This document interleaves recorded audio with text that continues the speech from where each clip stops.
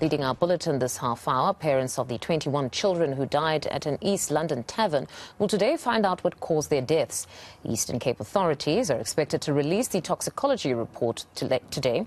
The 21 teenagers died under mysterious circumstances at Aviwe Tavern on the 26th of June. The youngest was just 13 years old. Senior reporter Aviwe Mtila is covering that story for us and joins us yet again with the latest. Good morning yet again, Aviwe. Any news? Have the parents started to come out, or they're still locked in those conversations?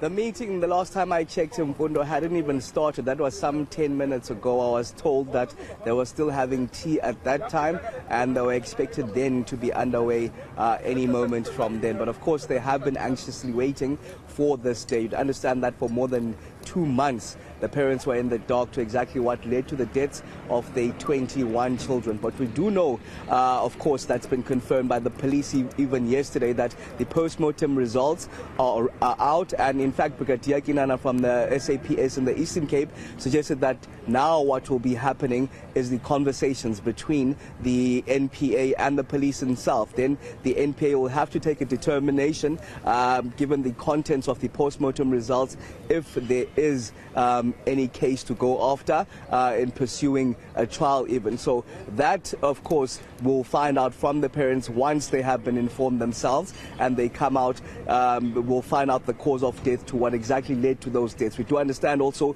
the death certificates themselves will be changed as they brought them in hand here going into that meeting that was expected to start at 9 a.m. And they did mention that they requested Home Affairs to then give certainty to what led to those deaths, given that at the stage the cause of death was cited as being under investigation.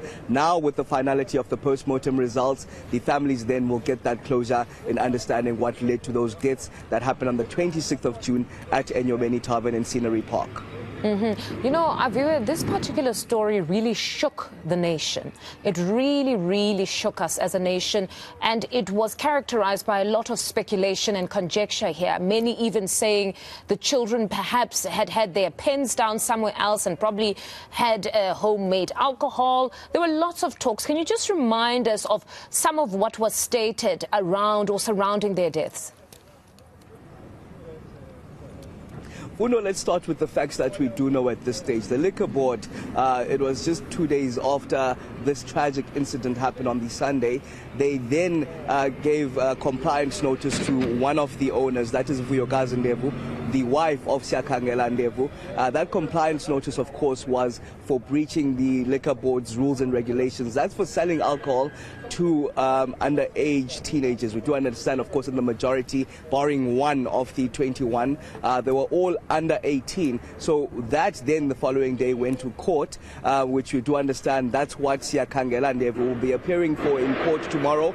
The pre-trial conference of that taking place on Friday at the Magistrate Court in East London. That's for breaching the Liquor Act and, of course, selling alcohol to underage teenagers. What we found out then, Mfundo, I think it was just 3 days after the teens had passed away, we were told in confidence, of course, by our sources close to the pathology services themselves, that they found that the contents in each and every one of the deceased had all suffered the same abnormalities. They confirmed that there was some form of chemical poisoning that had taken place, but what was happening then was the toxicology labs in Cape Town that were trying to pinpoint the exact toxin. Of course, that was confirmed a month later by Minister Pegicele and some of the delegates that were there presenting what they had at their disposal to the families at that stage. They mentioned methanol, they mentioned, but there were suspicions of these toxins, but there was nothing conclusive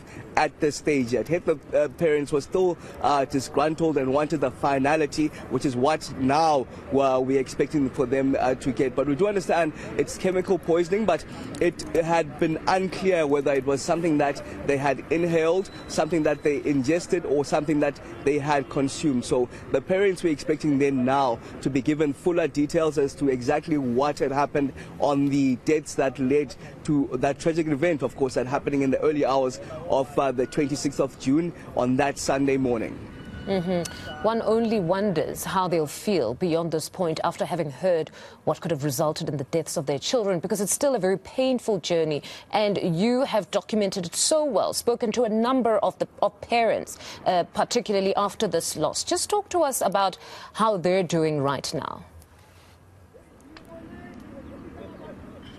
So I just missed that question now, Mfundo. But of course, going into this meeting here, I spoke to a number of parents. They were quite positive. You can imagine that after more than 2 months, you're now going to finally lay to rest all the questions around what actually had happened on that fateful morning of the 26th of June. They were quite positive that now they'll get those results, as they had lingering questions as to what had happened. We mentioned that the spotlight has been on these families. They'd even taken some of the blame, given the community outrage as well, given that these were teenagers and were out at Tavern on those ungodly hours. But of course, they say themselves in their defense that these are teenagers that made their own means. Some of them snuck out, Mfundo, to make their way to that, we understand, a pens down event. We do understand, of course, it was alongside a DJing event, some birthday that was actually taking place on that day. But Enyobeni Tavern itself, you were to go in there,